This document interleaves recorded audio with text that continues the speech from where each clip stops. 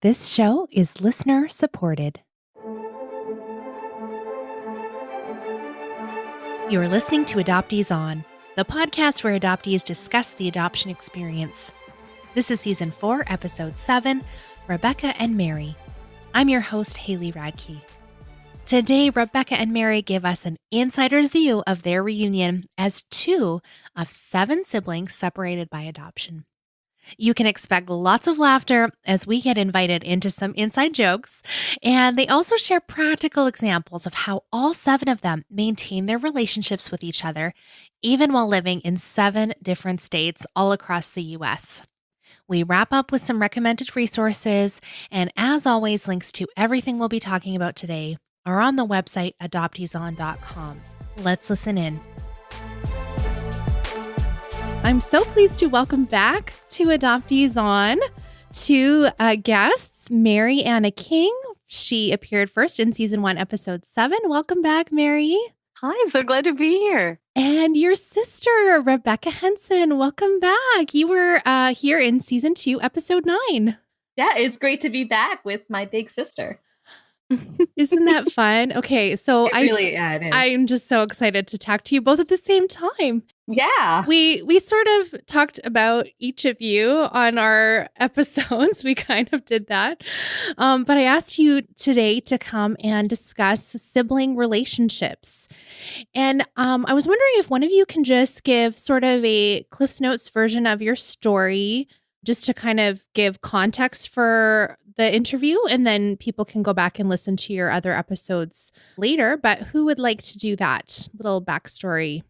Well, Mary literally wrote the book, so... Oh, I set you up for that. I feel really good about that setup. Okay, Mary. I'll defer to her Cliff Notes version, because I think it's a lot more concise than mine. Well, I've said it a few times, but Rebekah and I are 2 of a group of 7 biological siblings. We were adopted by 5 different families, and we grew up apart. I did write a book about the story of why we were separated and how we found each other.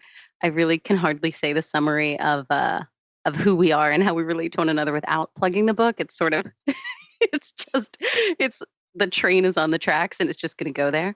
But I'm the second oldest, and Rebekah is the 5th. 5. Right? I'm number 5. The 5th of 7, right.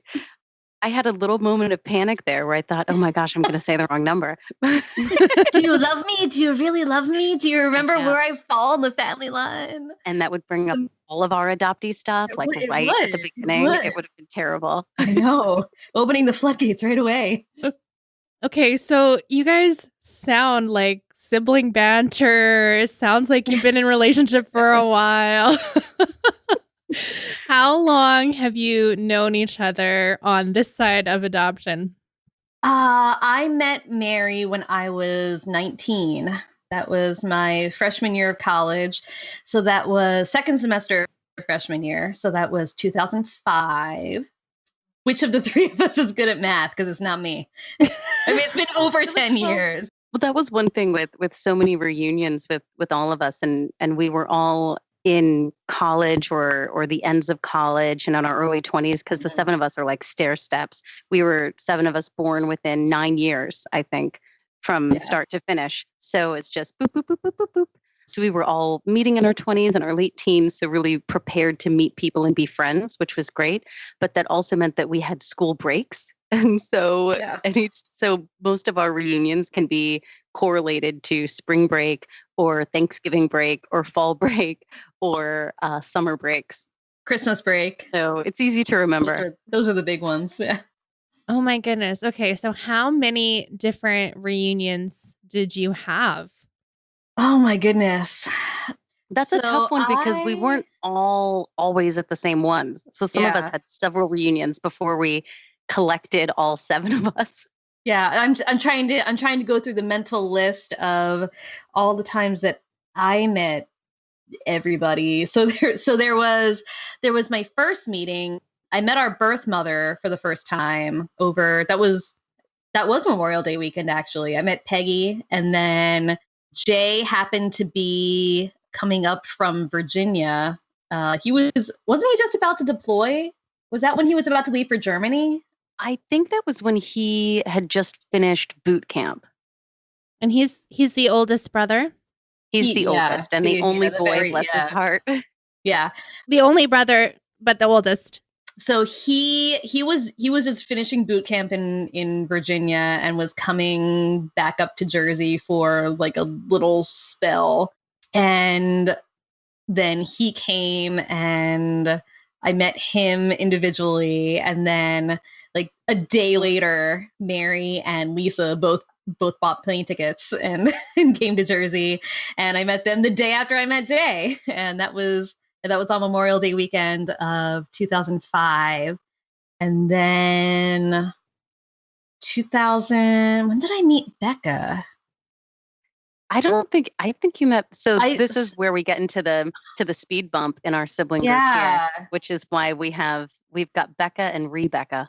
So yes, I grew up with a Rebekah, who's also our biological sister. We were adopted by the same family who were our maternal grandfather and step grandmother. And I always knew there was a second Rebekah because when this Rebekah 2, little Rebekah, many, many monikers. When she was born, I knew I was living with our birth mother and I knew that her adoptive parents had named her Rebekah. And I remember as a kid, I was 4 at the time. And I remember thinking, well, that's crazy. We already have a Rebekah. They can't name her Rebekah 2. And then that stuck. Yeah. She was always Rebekah 2 in my mind until I met her. And then, of course, she gets to be Rebekah in her own right. And by that point, the older Rebekah was running through her phases of various nicknames. And she settled on Becca, which was handy because then we could have a Becca and a Rebekah. So this is Rebekah. like the joke, you have Pete and Repeat sitting on the fence, and Pete fell off. So who was left? Oh my gosh. Repeat. And Rebekah. Right? That's me. That's a dad joke.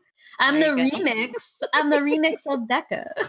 She so is. Rebekah. The thing that was the funniest was before we met you in person, Rebekah, I remember we would do the thing where people were starting to have online presences and you had a live journal.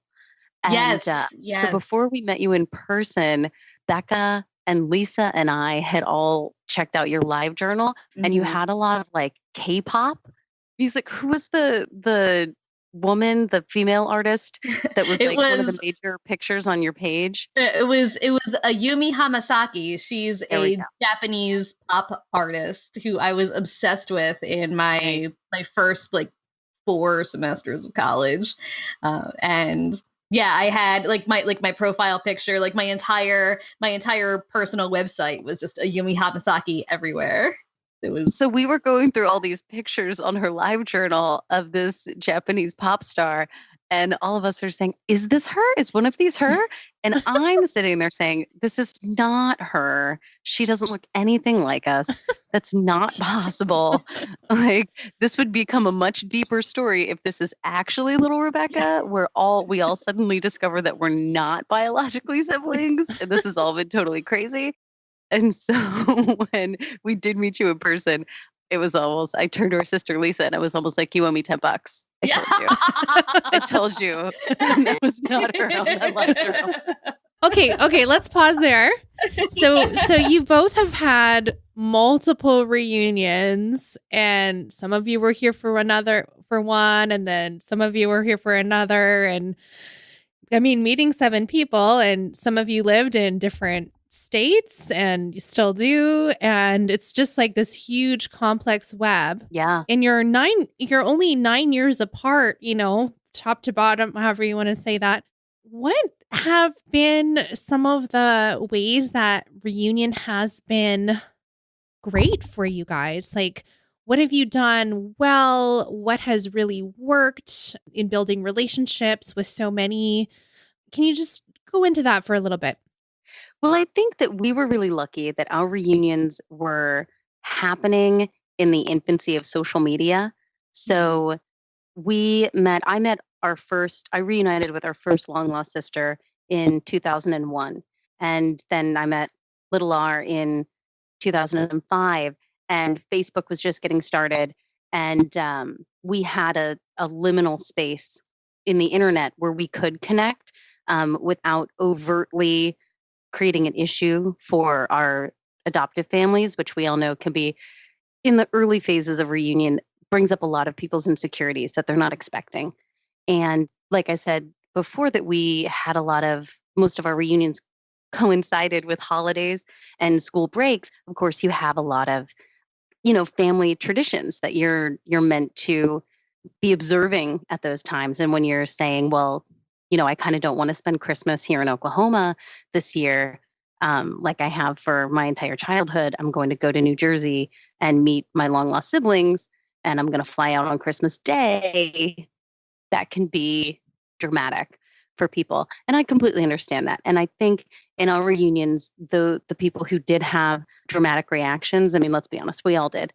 But the ones who had dramatic negative sort of reactions were not expecting it, because it brings up a lot of latent emotions that maybe you're not even aware of. So what we did well was we connected online pretty much immediately as soon as we could all join Facebook, because in the beginning you couldn't join Facebook unless you were part of an East Coast college, and they were slowly adding them in. And so I think it was 2007 before we were all on Facebook. Once that happened, we had these. So we always refer to ourselves as bananas. And that happened during the reunion with Rebekah, because that Gwen Stefani song, "This is Bananas," BANANAS, kept playing on the radio every time, like every 5 minutes, it seemed like. And Jay, our brother, knew every single word, and it was the best. He did. He did. And we were just thinking, this is bananas. This reunion is bananas. This whole thing is bananas. And we were driving around Philadelphia in a bright yellow convertible as well. So the whole thing was very bananas. And so that was a beacon word, honestly, for us in the early years, where you would post something on Facebook with the word banana in it, and it was like a bat signal for the rest of us to sort of hide in plain sight and know, like, okay, well, maybe Becca needs a phone call right now, or maybe we should write some letters to Jay when he's overseas and things like that. So we pretty quickly utilized social media, and I think that was something that we did well. I mean, and once Twitter and Google Hangouts and Skyping and things like that evolved, we'll do on holidays, we'll do a Google Hangout, and it's very chaotic because there are 7 of us. We'll do a Google Hangout, we'll do a toast together. So what else, Lamar? Yeah, I think it's honestly the social media, the group texts. That's when I feel the closest to everybody. The way we kind of utilize modern technology. Because I mean, the really crazy part to me about our story has always been that, except for you and Becca, all the rest of us grew up in New Jersey, less than an hour away from each other. I mean, Meg and Leslie, our 2 youngest sisters, were both adopted into the same family. They lived like 10 minutes away from where Jay ended up, our brother. And he actually taught them karate for like a couple of months. What? Yeah. Oh, yeah. It was like in a summer program. He actually called me. I was in high school at the time, and he called me and he said, there's these 2 girls in my class, and they look just like you and Becca. And of course, we're sitting there both thinking, oh, those could totally be our sisters. They probably are our sisters. And then I feel like he checked the list, the class list or the roster at some point, and he learned their names, and he figured out by the end of the program that they were our sisters. So he knew he was teaching his sisters Taekwondo, I think, in an after-school program for a while. But they didn't know. They were all under 18 at the time, so it was, kind of like technically illegal which is ridiculous, but technically illegal to make that contact. Okay, Mary, did you write about that in your book? Because I do not remember that, and I feel like I should. No, it didn't. Okay. No, it wasn't. It wasn't in the book. It didn't make the cut. Or maybe it was in passing. I think I can't remember. It's in the book, but there were so many threads to braid together that it could have gotten edited out. But yeah, that's a true story. That really happened.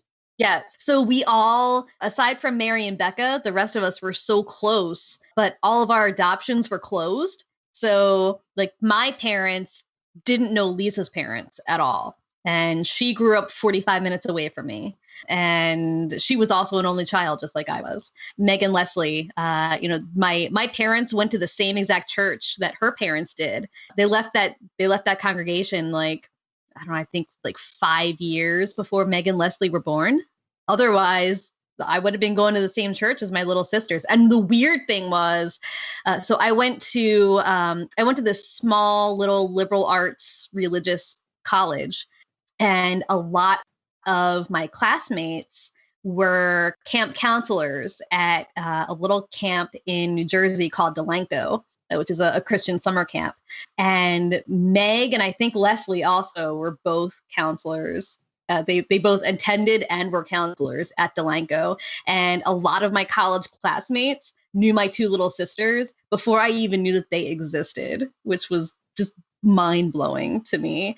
Like when I first met Meg, and I was telling a lot of my college classmates about like, oh, I met my sister. Her name's Meg. Here's her picture. And there's like, oh my God, I went to camp with her for like 12 years. I'm like, are you kidding me right now? Like, that's just so weird. It's a small world like, after all. Yeah, exactly. So just this sense that like for so long we were so close to each other, but like at the same time so far away, and then when we finally met each other, there was so much physical distance. So like when we were kids, there were all these legal barriers to being able to be together and know each other and even have any contact with each other. Like none of our families knew each other, and then once we were adults and we were finally allowed to know each other, we were like scattered all over the country. Yeah, we took up like literally four corners. I actually I just got a tattoo done on my left arm. I just got it colored in over the weekend, and I have it's a goldfinch, which is a state bird of New Jersey, where we were all born, and It's surrounded by the 7 state flowers of where the 7 of us currently live. There's a different flower for each of us because we're all in a different state, and it covers all 4 corners of the U.S. Well, and right now, Rebekah and I are about as far away as you can possibly get and still be living in the contiguous United States. Yeah. I'm in Los Angeles and she's in Vermont. So we're about as far away as you can possibly get. Well, we're making a triangle because I'm in Canada. Yeah. But yeah, so I think the social media connection and like the group texting that we have has been kind of the closest simulation to to kind of like a real like kind of close sibling relationship. Like we just kind of like pick up the phone and whoever has a fun meme to share just group text it to everybody. We've recently had a slightly competitive bout of Bitmojiing to Mary's see who has the most accurate Bitmoji. Listen, I wasn't going to say it. Since you mentioned it. Right. I mean, it's true, though. It looks exactly like her. It's creepy. I didn't even slip her a 20 to say that. She totally did, though. So you were saying that a lot of your reunions matched up with holiday breaks. Yep. And so now you guys are, I'm assuming, all out of college. Some of you for sure have hit your 30s. Oh, I think the only one left is Leslie, right? Yep. She's the only one who's dangling in her 20s. Yeah. Okay. So you're almost all in your 30s. And I think a few of you are married or have partners, and maybe one has kids. More than one have kids now. Well, Jacob has kids. Jay has 2 little boys. Lisa has 2 biological kids, 2 step kids, and she's got a 3rd baby on the way. Oh, exciting. Okay. So, and we're all pretty well partnered and settled, except for Meg and Leslie, who are still, looking for love. So where I'm going with this is I'm curious now that you're like really living adult life and you have built your own sort of little families, and how do holidays and things like that go? In both of our interviews, I think before we talked about this push and pull between, having Christmas at your adoptive family versus meetings with some of your bio siblings. And now we've got this other layer of you have a partner and then their family and all of that. Yeah, absolutely. Okay. How do you navigate that? Well, there are 3 basic rules. No. Oh my gosh, I was ready. I was ready with that. That was mean. But there's absolutely no rhyme or reason. Yeah. There's no. Yeah. I know, it's like right? Your pen and paper. Yeah. Fake out. The one thing that alleviates some pressure about the holidays is the fact that we all live so far apart. If we lived closer together, I think it would be trickier about feeling that, on Christmas Day, it's really important to see my partner's family and my sisters and all of this all at the same time. But also as time has gone on, I mean, we're 15, 13 years into most of these reunions now. And so most of those feelings that were very dramatic and really elevated and kind of raw in the beginning have mellowed like a fine wine. So I am here to say, like, for anyone who's in an early reunion, it can get a lot better. Like things that seemed insurmountable in the early years of our reunions are not even an issue now. Our sister Meg was out in Los Angeles for a wedding, I think last fall. And it was very sort of tense at a certain point with her adoptive parents. And her mom was in town and the 3 of us sat down and had dinner together. And it was wonderful. It was just very light and lovely. And I never could have seen 15 years ago that would have ever been possible, that we would have been able to sit down, biological siblings and various forms of adoptive parents on different sides of the triad, because I'm also very closely aligned in a lot of the adoptive parents' mind with our birth mother as well, because I lived with her when she was placing the younger girls for adoption with them. So there's a sense that in one way I am part of the birth family with a capital B, more than just a biological sibling who also happens to be adopted. So it does get easier and the pressure lessens. And once we discovered we could do a Google Hangout toast thing, we tried. Revolutionary, absolutely revolutionary. Was it a Christmas or was it a Thanksgiving when we tried the first one? I feel like it was a Thanksgiving. And we tried to legitimately have a conversation, and that was impossible. Yeah, no, I want to say it was Christmas. I think it was Christmas. That makes sense. I think I reached out and was like, hey, we should do this thing for Christmas. Or just like do a toast. Google Hangouts is like a cool thing we can all do. And it's like we're there, but not. And as long as we keep it, because 7 Voices gets crazy, we do almost have to like Lord of the Flies, like who's holding the conch? They get to talk. You're a little chatty. And I'm assuming some of your siblings. Yeah. Okay. Yeah. We did a thing with reading glasses one time because a bunch of us, so some of us wear glasses, some of us have reading glasses, some of us don't have any glasses at all. So we did this thing where like, all right, everyone, I mean, they're a big part of our lives sometimes. But we did this thing where anyone who puts their glasses upside down has the right to talk. Right. It got very silly. And I got my best blackmail photo of our sister Meg from that. Oh yeah, that was a good one. Favorite blackmail photo that I bring out every birthday. For a long time, the only photos that we had of all 7 of us in the same place at the same time were from those Google Hangouts. We got much more efficient with it. Like we'll say, okay, it's this time. And then you have to write it out in all the different time zones that everybody lives in. And then everyone, it's like, you sign on now. We're going to all say like Merry Christmas or Happy New Year. We'll do a toast.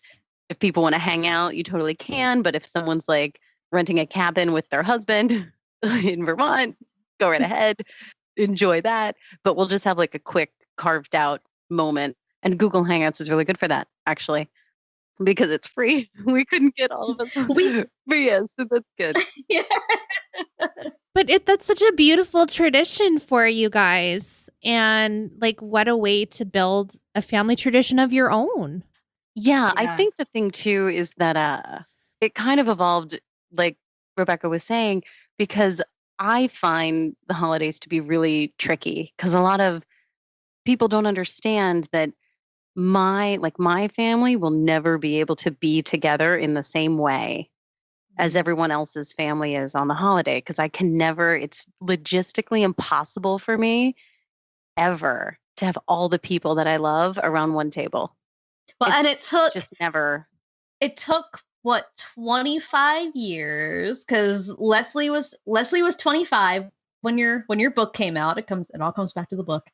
Leslie was 25. For me, it was the 2015 was the 10-year anniversary of when I met you and Lisa and Jay for the first time.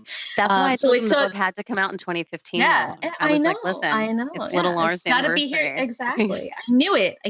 But it was 25 years, 10 years for me, and a fundraiser and a book launch in order to get all of us in the same place at the same time for the first time in our lives. And we could only manage it for 24 hours. It literally took a village. Yeah.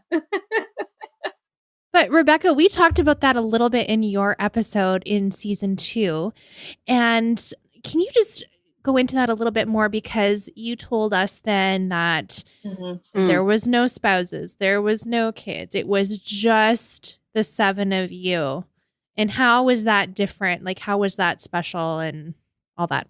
So, I mean, we were talking a little bit, Mary was talking a little bit about holidays and kind of how challenging that can be. And for me personally, holiday time has always felt a little raw because that was when we had a lot of our sibling reunions was over that kind of Christmas week. And so after we met Leslie for the first time, that was kind of our last like big sibling holiday reunion. And I don't like there was so much chaos. There were so many other people. We had boyfriends, we had spouses, we had girlfriends, we had, like everybody's partners, everybody's kids, like the neighbors would drop by. Add one quick asterisk to this. Yeah. When unions, I said there weren't any rules. There is one. Take some pictures without everyone's partners in them, because sometimes those relationships don't last. And 10 years later, all the pictures you have are riddled with exes. Carry on. Yeah. That was a big, there are some pictures we can't share anymore because there are a lot of ex-partners. We can, but it's also like, oh, do you remember that guy? Yeah. Poor just never, he just couldn't hold it together. He was such a delicate flower.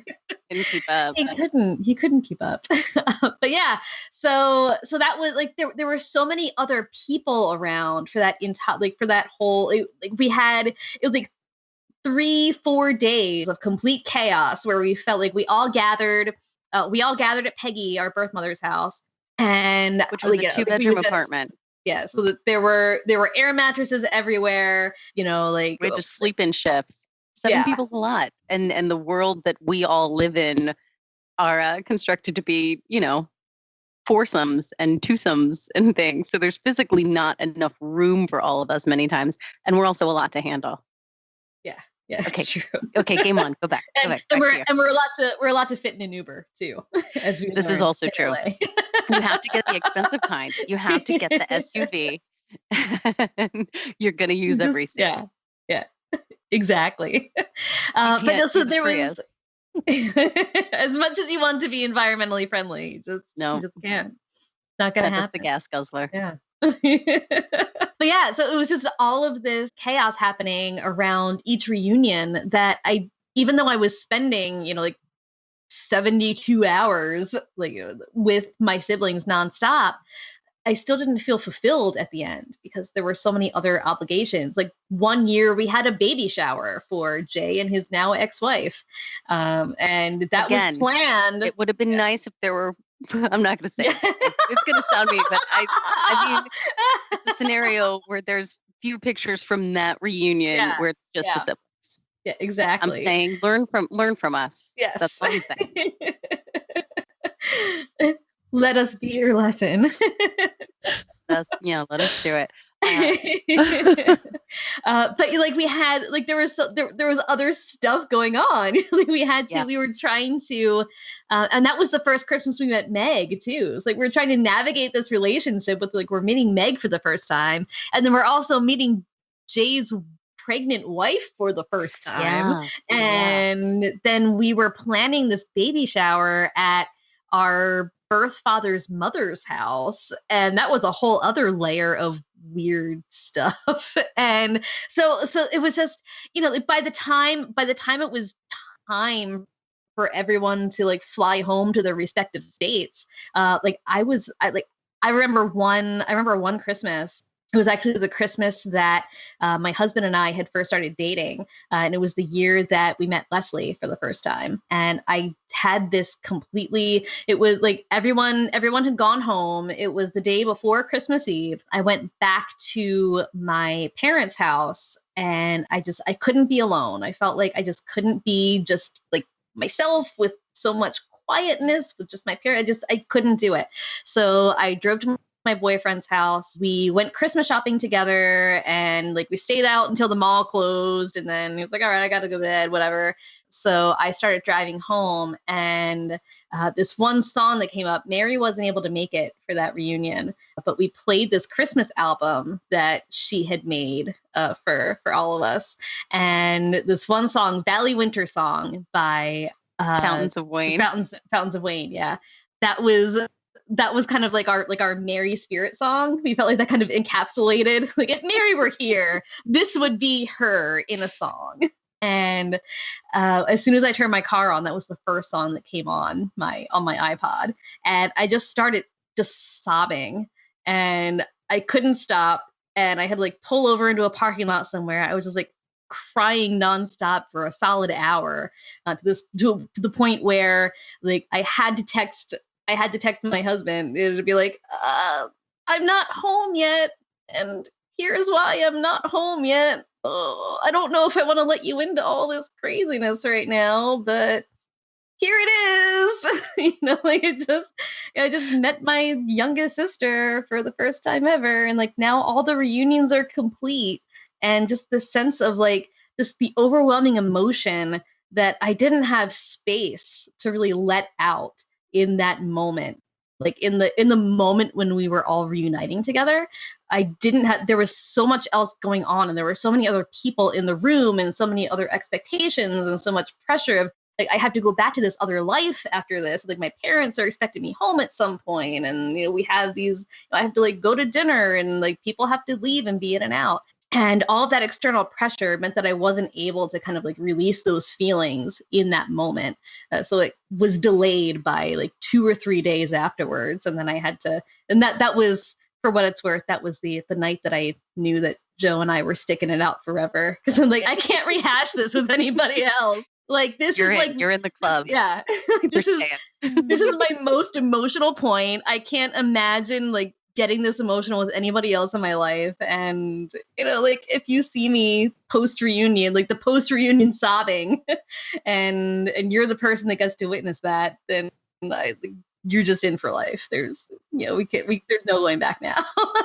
So what made LA really special was kind of, I think that lack of other people, because I mean, like when you're growing up, like I think that really solidified our bonds. Like when you're growing up as siblings together, like as you get older, like you start dating and whatever, like once you hit high school, but like you have like all those childhood years, and like where you're just all together as a group, there's no outsiders, and it's just you guys. And I think the thing too is that we're a lot to take. We have a lot of inside jokes. Yes. We have a lot. Yeah. We have in a little bit of like and because so many of us are adopted, there's an adoptees shorthand, and we are interested because we have so rarely been together. When we are together, we don't sleep.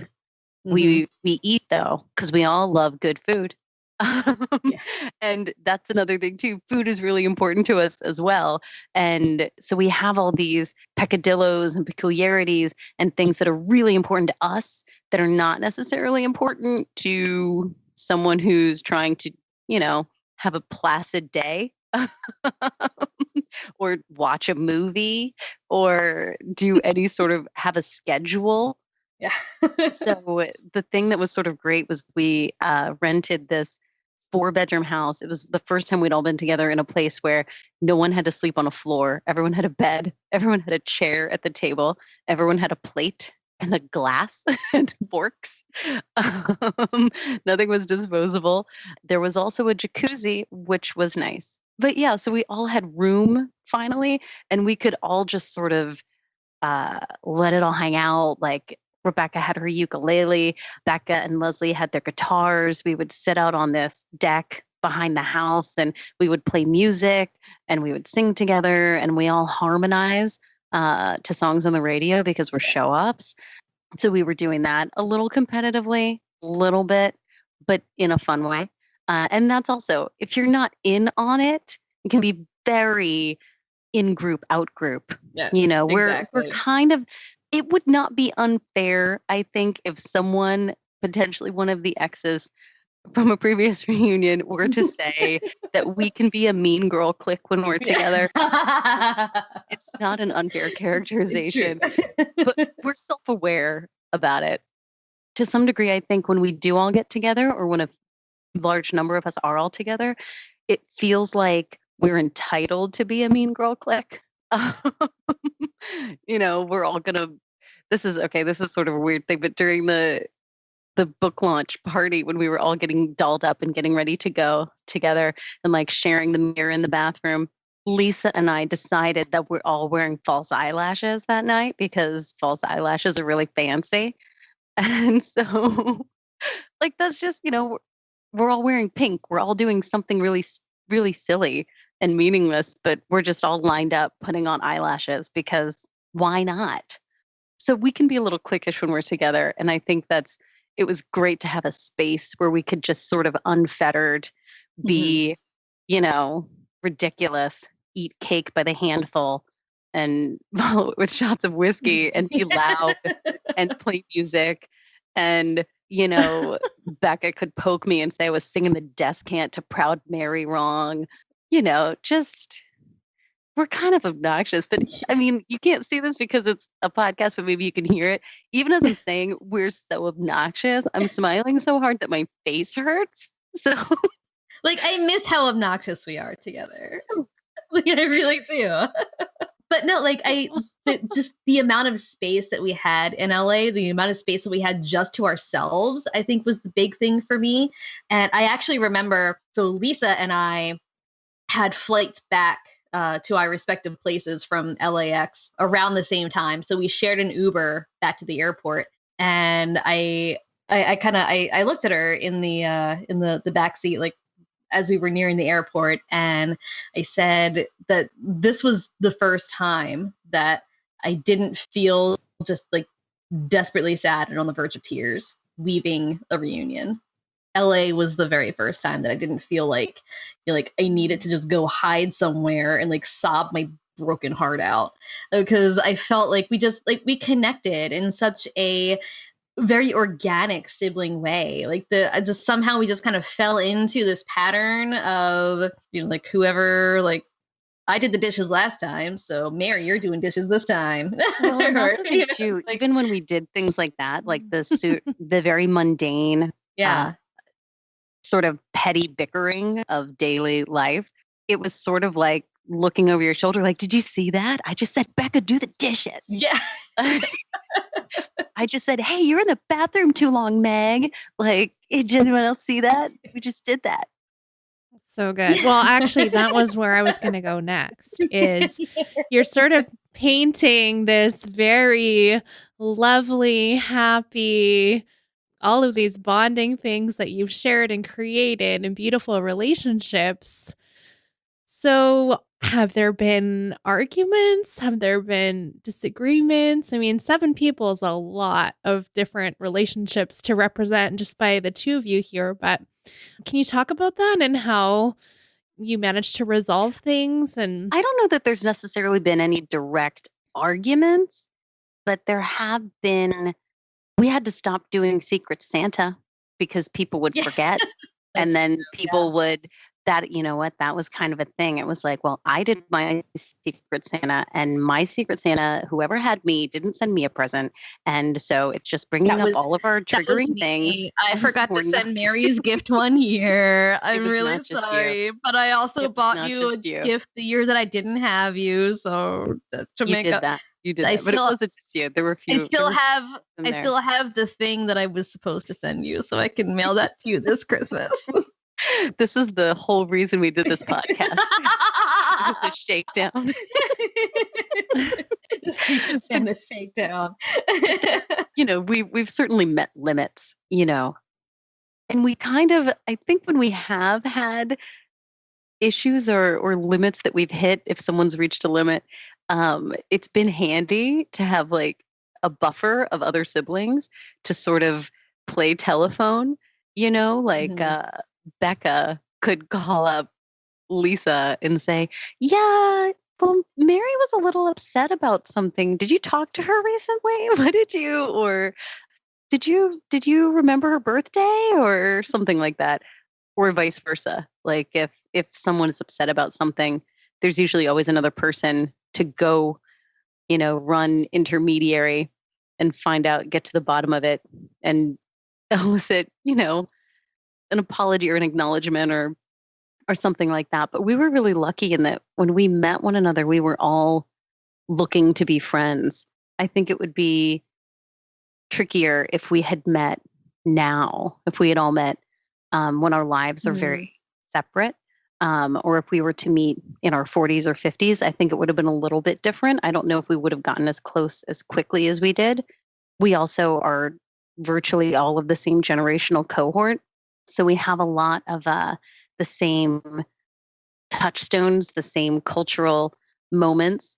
We're all gonna, for the rest of our lives, we shared 9/11 and the same presidents, and we voted in the same elections, and we watched the same SNL skits. Right, exactly. So when we make a joke about, you know, Empire Records getting turned into a musical, we all Ermagerd, we're in a perd curse. Oh yeah, that was my entire wedding weekend. was the Ermagerd, the Ermagerd meme. We've all seen we're all part of the same memes. We're all part of the same sort of cultural trends. I think if we'd met when pogs were a thing, we would have banana pogs. Yeah. Anybody with the pogs? No, just me. No, man, pogs were the best.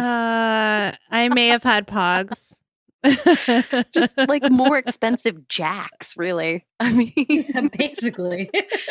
Let's take a kid's toy that's really simple and make them pay for it. Having 7 can sort of ease the tension or drama. Is that slightly fair to say?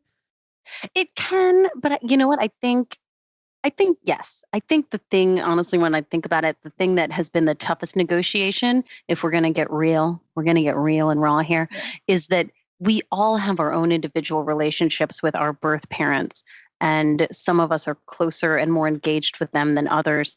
And some of us don't communicate with one or more of them for personal reasons. And we all respect those boundaries. But it is for the ones that do communicate with a parent that the rest of us don't communicate with, it can be a little tricky and a little bit of a negotiation there. We've gone past guilt tripping anybody about it, because I think that was honestly, I think in early days when some of us were cutting off contact, there were some tough conversations there where it was sort of, you know, you just don't understand where he's coming from. Give another chance. And then finally getting to a point where we could all say, listen, everyone respect. We're all going to respect everyone's choices here. And no one's going to guilt or shame anyone into having a relationship that they don't feel serves them. But we're almost more over communicative than anything. And I get the irony that I stumbled over that word. But so I think for us, it's been very easy for us to communicate through all of our reunions. And we were kind of a clique almost immediately. And I think that's because we met when we were so young, and that I think was very lucky for us. I also kind of feel, though, that I think kind of birth order in the way that we grew up and reunion order kind of colors things a little bit. Like for the first couple of years, I kind of felt like I didn't really get my turn in reunion, because Lisa actually met Mary and Jay and Becca when she was 16. And Jay and Becca were actually both in Jersey at that time. Where were you, Mary? Were you in college? You were in college, right? Lisa met all three of us at the same time. So I know what you're saying. She got like her own sort of spotlight reunion. And then when you're but like Jay and Becca were both in Jersey, and I think you were in college in New York, right? Mm-hmm. At Colgate. Mm-hmm. So everyone was kind of right there, and she had like 4 years of kind of getting to know the older siblings before I came along. And then I met Jay, Mary, and Lisa when I was 19, and like we were already spread very far apart. Lisa was in Florida, Mary was in Chicago, Jay was in Virginia, I think about to like head over to Germany or something. He was about to get deployed somewhere that would not be New Jersey. And Becca was in Oklahoma, and it would be like another year or two before I actually met her. And then kind of the year after I had that experience, we met Meg. And suddenly it was all, oh, Meg, oh my goodness, the next long lost sister. And I feel, so I kind of joke that Lisa is the actual middle sister, because like she's the exact middle in our numbers. But I feel like I'm kind of the real middle sister. Because I kind of feel like people forget about me, and people kind of forget that I'm around and I exist. And I mean, I grew up in a more conservative family than a lot of my sisters did. I was homeschooled and like did some long distance learning for high school for a couple of years. And then I went to this like tiny little liberal arts college, which was a dry campus. So, I didn't have like the sorority experience that some of my sisters did. And so I was kind of outside of kind of some of those cultural bubbles. And I feel like it's kind of interesting when we're all together that Mary and Lisa and Meg are actually all the big sisters. Even though Meg is younger than me, but she grew up as the big sister in her family. Mary was the big sister with Becca. Lisa was an only child. I was also an only child, but I lived in kind of a more sheltered environment than Lisa did.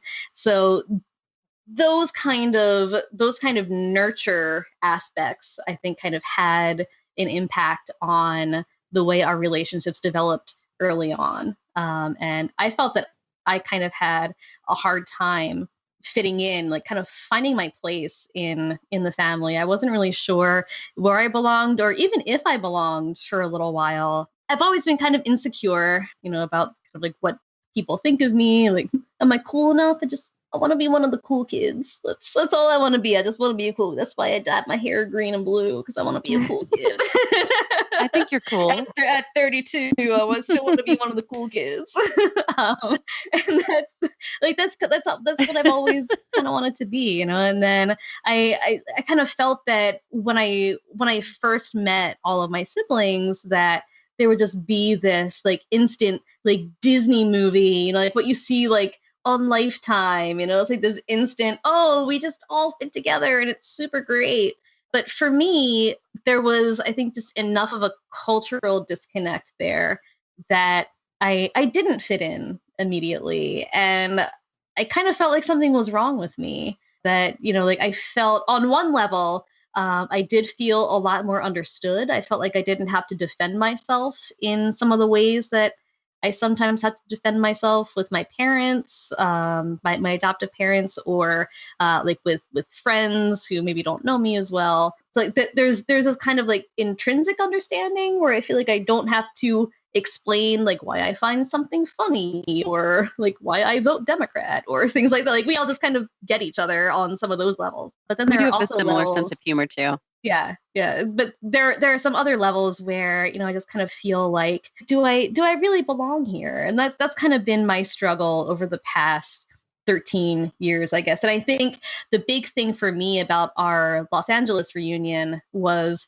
just how organic everything felt. I think LA was really the first time that I kind of felt like I found my place within the group of our 7 bananas. Well, thank you guys for sharing those things. That's the complexity of reunion that doesn't get the broad treatment. Everyone's like, oh my gosh, 7 siblings, and they want to crowdfund your first meeting, and then they don't care. So, not that I don't care, but the public, right? They love a good reunion story. I call it reunion porn because it's just, yeah, that's what it is.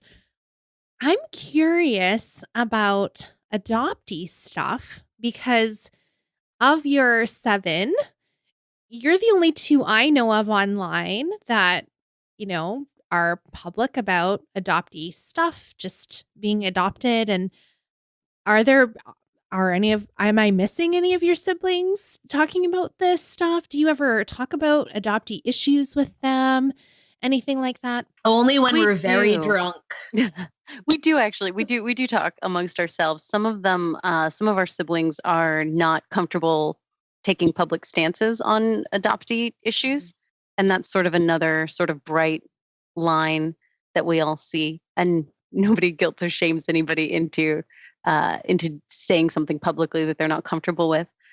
But I think on the most part, Rebekah kind of pulls us all into the conversation in ways that maybe we had not been expecting. She really is our sort of activist conscience, I guess. And it really, I feel like pretty much all the siblings are in agreement on the stances that we state publicly. It's just a question of if they are in a scenario where they're comfortable putting that as part of their public social media persona. But it is really, really nice because I know we all have partners who, every time there's something adoption related on a TV show or a film that we didn't know was going to be in it. Yeah, it's I get laughing. I can feel my partner stiffen a little bit sitting next to me on the couch, like, oh gosh, we're going to have that half-hour conversation again after this, aren't we? We're going to do it. It's coming. I can just feel it. I know. It's going to be a minute. I'm going to pour Mary a glass of wine right now. But more like a shot of whiskey in my case. Right. Yes. It is great to have siblings who are sort of well versed in the terrain to sort of be able to like pick up a phone and text or call depending on the time difference and say, oh my gosh, did you see that episode of Grey's Anatomy? Did you watch that movie? Did you see this? I could not believe. And to sort of get that, to vent all of that out with someone who is actually an active participant and not just sort of a dumping ground. That's the other thing too. Our partners, I think, are currently all across the board excellent, excellent humans for bearing with all of our conversations that we always want to have about these sorts of things. And yeah, I'd agree. Our partners are also all very good at understanding as well how important our sibling relationships are to us, especially in those moments when people have said, and people have said this to me, and I know they've said this to you too, Rebekah, just in passing, where they're like, oh, well, they're not like your real siblings anyway. Like, why are you so upset that you can't spend Thanksgiving with them? Like, they're not your real siblings.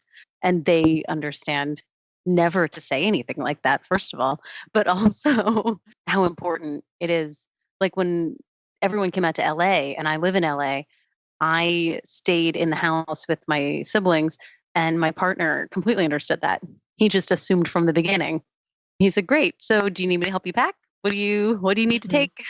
And it was 2 blocks away from my apartment, but still I packed a bag. We had dinner there. He drove many, many laps and rounds to LAX to pick everyone up. So we've been really lucky in that regard. Oh, sorry, what were you saying? I said we've been selective in that regard. I said lucky, but that's not what I meant. I meant selective. Yes. I was going to say, I actually, after our Los Angeles reunion, I had a conversation. We were helping a friend of ours move. It was like 2 months later. And after we were done unpacking all our stuff, I was having a conversation about the reunion with it was one of Joe's high school friends who he ended up going to college with, and her husband. And she was just asking me like, oh yeah, how'd it go and whatever. And, like it was great. And one thing that she didn't understand was why Joe didn't go with me. And, I tried explaining to her, about this whole, I didn't have them with me for like 19 years of my life. And then when I finally did meet them, it was like all of our time was eaten up by kind of all these other people and all these other obligations. It's like this was really the first time in our lives that we were able to kind of be siblings together, just the way siblings are without any outside influences. And she told me straight up, she's like, well, if my siblings ever put together like some kind of family reunion and my husband wasn't invited, I just wouldn't go.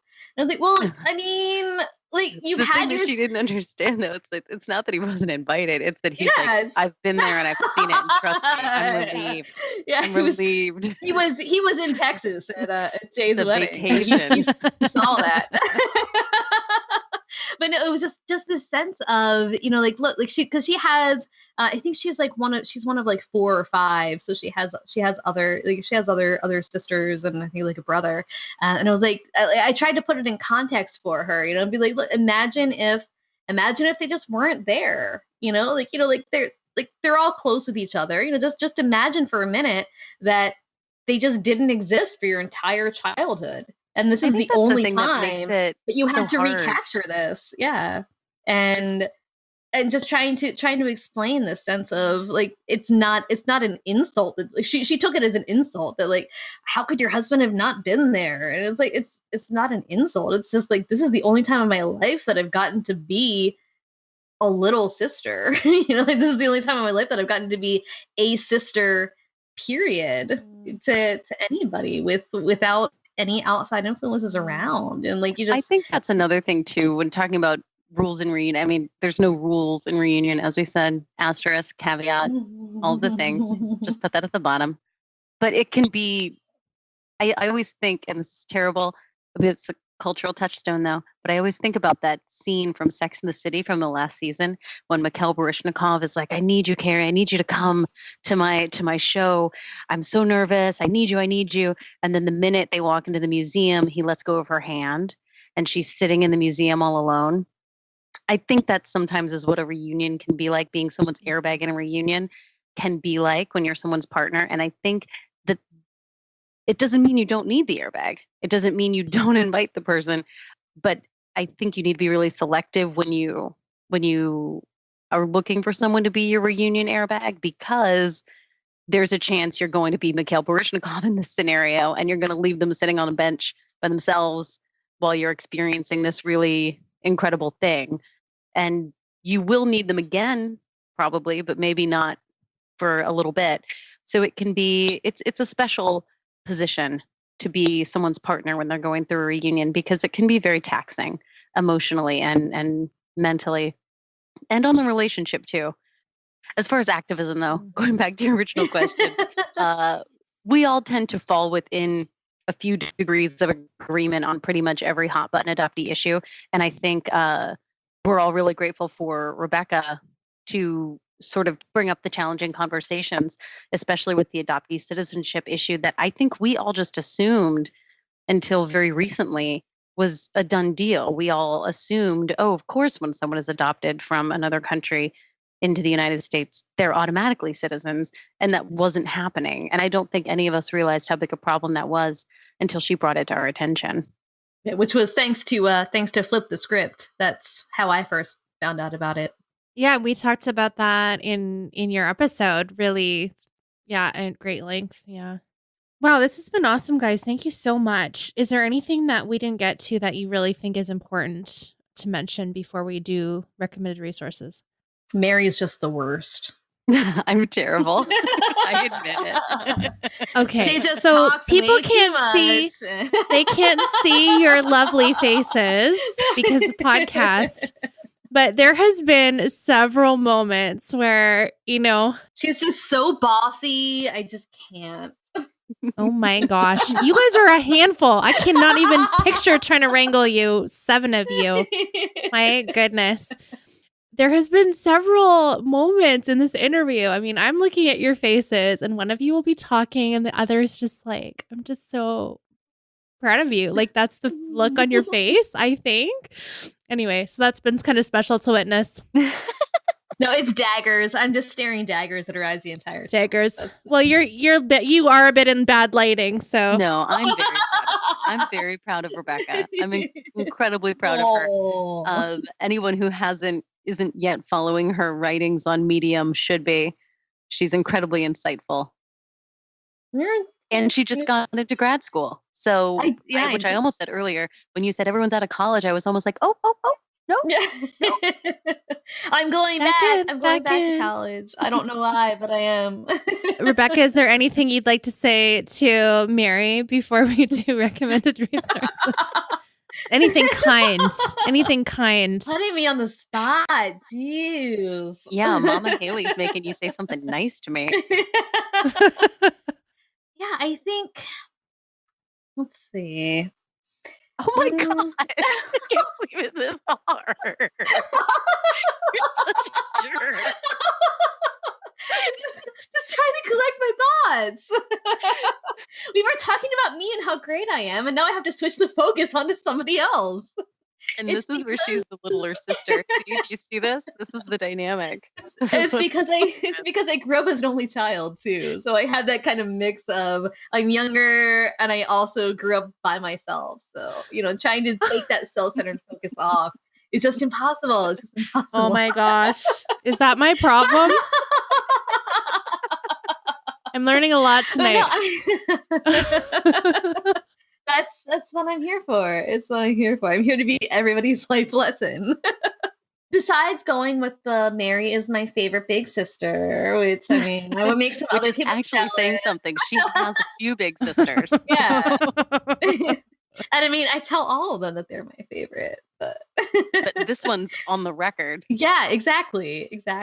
From the very first moment that Mary and I talked on the phone, I felt a kindredness. And the main visual that sticks with me from my very first reunion was sitting on, it was like a half hour before I went home. We were sitting on our birth mother's front steps, and I was sitting right next to Mary. We were sharing a step together, and she put her arm around me, and I happened to just look right into her eyes, and I felt like they were my own eyes looking right back at me. And that was the first like real sense of deep sibling connection that I felt in my entire life, and that's a moment that sticks with me forever. We've been connected at the heart forever. This is for the music cue of Justin Timberlake's "It's Like You're My Mirror." Whoa! Yeah, just put that in there. Just put that in there. I'm waiting for a tear, but you're dead inside.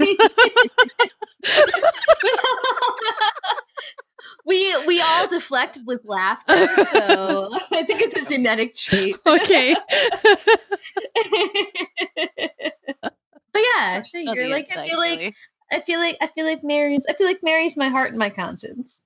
And so I'll just let that sit with you for a minute. And you're very talented, and I'm jealous that you got to publish a book before me. Well, that's a good segue to recommended resources, I think. So when I just buy Mary's book. That's my that is resource. No, that is mine. No, get off. Not fair. You did not call that before. That's not what you said you were gonna do. I'm gonna start. Surprise! Okay. Shush. I'm gonna start. You got it. I just got shushed. Yes. Damn. Yes, you did. No, I'm going to start, but I did recommend Mary's book in her episode, but I'm going to just re-up on that because it's so good. Your story is so compelling, and Mary's just a beautiful, beautiful writer. And you just feel like you're living this experience with you guys. And now hearing this sibling banter back and forth, I think it adds another layer of personality, to go back and reread, I think. So yeah, your book is called Bastards, and I've always wondered if I need to beep that out or not when I say it on the show, but no, we own it. The New York We Times own it, could man. print it without asterisks. So that was one of the reasons that the title was approved by the publisher. So it's like, it's profanity-ish. It's like profanity adjacent. Adjacent, right. Because it's describing this, the state of it's not anyway. Okay, Mariana, why don't you recommend yours first? Since you're the oldest. Yeah, it's fair. That was a pretty weak burn, but it was a burn. It existed nonetheless. I recommend to all adopted people to tell your story. And I think Anne Heffron, as a human, as a writer, and as a website, anneheffron.com, incredibly helpful with helping adopted people find their voices and tell their stories. She's an adoptee as well. She's been on this show. I've had the pleasure of taking a very long hike with her around Griffith Park in LA, and she's wonderful. She does a really great thing, a great workshop called Write or Die that she does the third Saturday of every month in San Jose from 1 to 4. You can find information about it at anneheffron.com, which is her website. It also has a great blog. She does private coaching and consultation as well. And I know she's got a Adoptees on Write or Die workshop planned for May 20th in San Francisco. I think that location's TBD. Yeah. I'm going to try to make it too. We'll see if it works out. Yes, and I'm going to be there. Oh, that would be so amazing. Yes, I'm very excited. Tell your story and let Anne help you. That's my recommendation. God, she's going to be so happy. Rebekah? So my recommended resource is the Family Preservation Project. Their website is thefamilypreservationproject.com. Created by Katie Nelson Burns, who is a birth mother. And it is a website full of completely vetted nonprofit and state help for women who find themselves in crisis pregnancy situations, kind of like our own birth mother did. And yeah, it's a bunch of resources kind of separated by state for women who are looking for a place to reach out to if they need some extra help and are considering can I be a parent, or do I need to consider adoption for this kid that I'm carrying. It's something that a lot of women kind of face this challenge in in the wake of limited resources and limited information. But I think the thing you liked about it was that it was vetted sources, right? So that these are all good places to be referring people to. No? Yeah. So you don't. It's not. It's not places that kind of like have an adoption agenda or anything.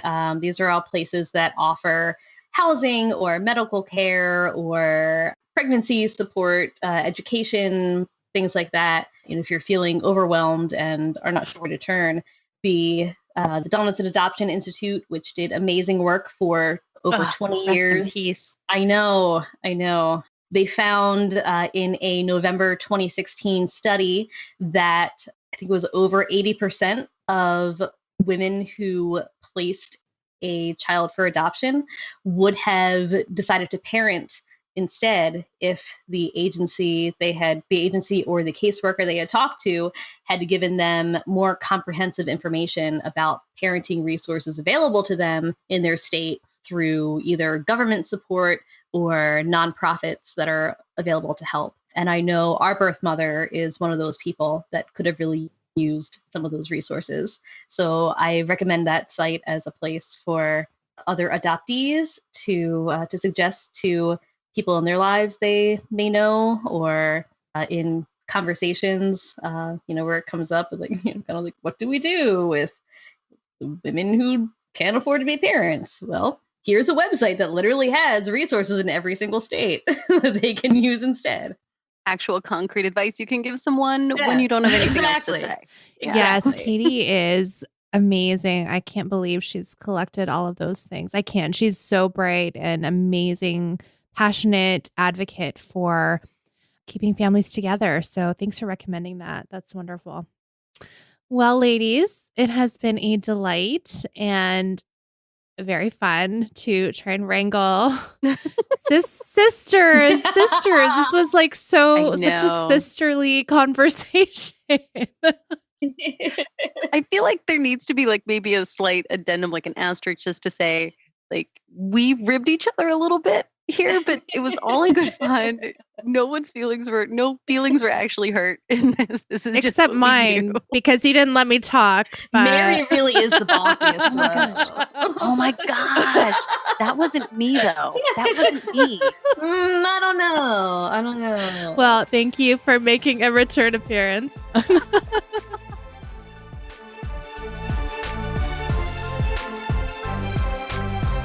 You can find Mariana King on her website, marianaking.com, and Rebekah Henson on medium.com/@BeckHenson. And all of their other social media accounts are linked in the show notes at adopteeson.com. And you can find Rebekah and Mary's other episodes as well that we talked a little bit more in depth about their individual stories. And I just love those girls. Aren't they fun? We just had like a huge giggle fest. So something a little lighter than our normal Adoptees on fare. Anyway, this is my last chance to invite you to San Francisco to the Adoptees on meetup. And like Mary said, Anne Heffron is going to be teaching a Write or Die class. So I want to let you know that you listening, you are invited to come and meet up with us. I'd love to learn from Anne with you at the Write or Die class. And then later on, we're just having a evening, just hanging out, chatting, getting to know each other in person. So if either or both of those things are of interest to you, adopteeson.com/events has the details and locations. And please RSVP to Anne for the Write or Die class or to myself for the meetup. I would love to meet you in real life and give you a hug. And let me tell you, Nick and I are so looking forward to our vacation, kid-free. So the kids are going to Grandma and Grandpa's. We're very, very excited. So adopteeson.com/events, if you want to join us, please come. It's going to be so fun. And last but not least, I just want to say a giant thank you to my Patreon supporters. And if you have been listening for a while and finding the show really valuable, but you really want to dive deeper with some fellow adoptees, come and support the show. It's only because of supporters like you that I'm able to continue on the podcast, and all of the money goes right back into covering the production costs of the show. So adopteeson.com/partner has the details for that. And as a thank you for supporting the show, I have a secret Adoptees Only Facebook group. And let me tell you, the community in there is stellar. There are some very, very huge, warm, loving, hearted people that are sharing their stories, supporting each other through lots of different things, reunion ups and downs, searching ups and downs, just life stuff, ups and downs. And I've been really, truly amazed and honored that you're sharing your stories in there. It's just such a beautiful space. So I will welcome you in. Thank you so much for supporting the show. And I'd love it if you would consider standing with me in that way. Thank you so much for listening. Let's talk again next Friday.